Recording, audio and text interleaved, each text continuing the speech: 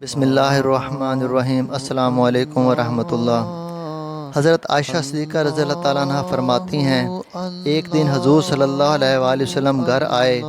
میں نے دیکھا آج حضور صلی اللہ علیہ وآلہ وسلم بہت خوش ہیں۔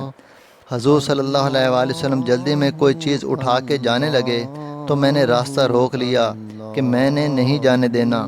حضور نے کہا کہ عائشہ، میرا کوئی انتظار کر رہا ہے۔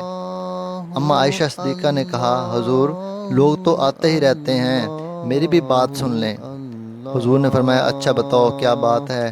تو حضرت عائشہ نے بتایا کہ مجھے میرے والد نے کہا تھا، جس دن حضور کو خوش دیکھو تو میری اور اپنی بخشش کی دعا کروانا۔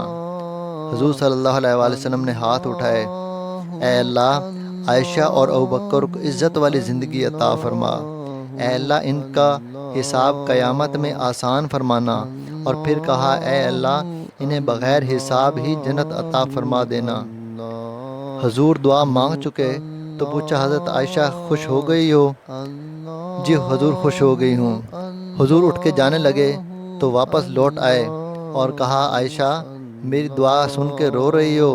مجھے قسم ہے اللہ کی عزت کی، میں اپنے ہر امتی کے لیے یہی دعا دن میں 2 مرتبہ مانگتا ہوں۔ اللہ اللہ